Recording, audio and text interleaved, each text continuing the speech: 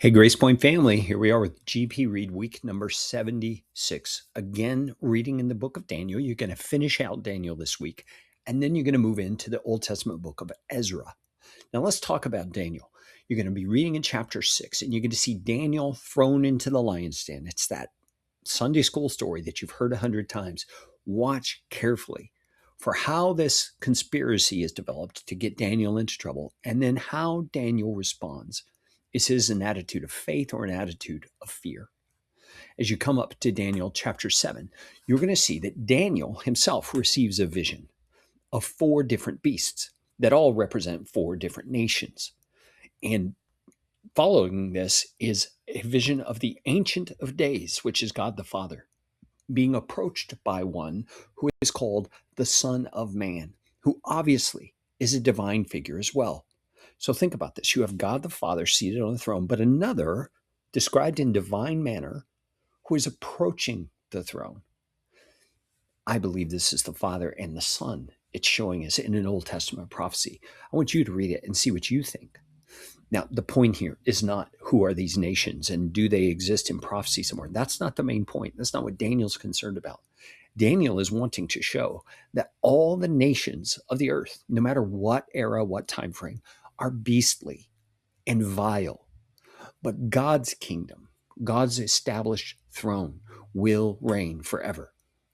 Daniel chapter 8, we see a vision of a ram, which we believe represents Medo-Persia, and then a goat, which we believe represents the nation of Greece. And this goat desecrates the temple, the Jewish temple. And this vision points to a period of oppression that's going to happen before the restoration of Israel. Now, the point of this one is that God sovereignly limits even the intense persecution and turmoil that may happen to God's people. And he sets boundaries on those evil powers that are carrying it out. Daniel chapter 9, Daniel prays a confession on behalf of his people, Israel. And Gabriel, an angel, reveals a prophecy to him of 70 weeks that outlines God's redemptive timeline that's going to culminate in atonement and restoration.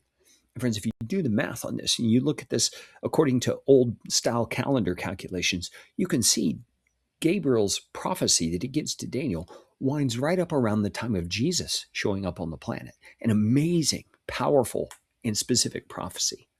The point is that God's redemptive plan unfolds according to his sovereign timeline, all the time, every time.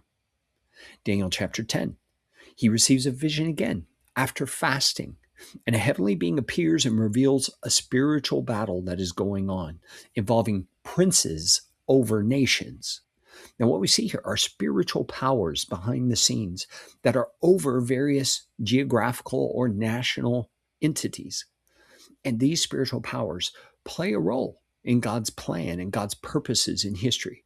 But God is always over them, actively engaged in that spiritual warfare that's going on and being the conquering king. Daniel chapter 11 is a detailed prophecy of conflicts between the northern and southern kingdoms of Greece, the Seleucid and Ptolemaic, I don't think I'm pronouncing that right, but that's how I pronounce it, kingdoms that it climaxes in a blasphemous ruler who's going to exalt itself. We know in history this man is Antiochus Epiphanes, and he does terrible things in God's temple. But again, the point is not what's going to happen. The point is God is ruling even over the horrible things that are happening in life. And then Daniel chapter 12, it's a final vision that promises a future resurrection, a final judgment, and an ultimate deliverance for God's people. Daniel is told to seal up that book of prophecy that he's told about until the end. It's very interesting. That same phrase, to seal up, is used again in the book of Revelation. And John is told, do not seal up the book of this revelation that John was receiving. So very interesting. We wonder, are those the same revelation? And Daniel was just not permitted to reveal it. And yet John was, because the timing was right.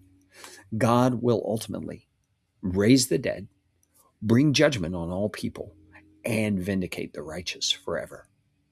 Now let's switch over to a very different book, the book of Ezra, chapters 1 and 2.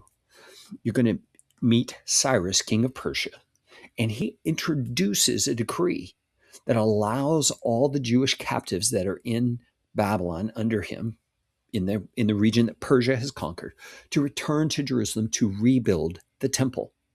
And he restores temple vessels and supports that effort. Cyrus himself, the king of Persia, is backing that endeavor.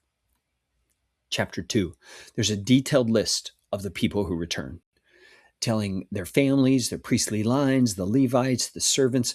The community reestablishes itself with an intention of being pure as God's chosen people. Now, that's just the beginning of the book of Ezra. We'll read more of it next time. But also keep reading the book of Proverbs. Those Proverbs are powerful for you as you live your life, and being able to recall them and the wisdom that they give will set your life in an entirely different direction. Keep reading, family. God bless you. Love you. I'll talk to you soon.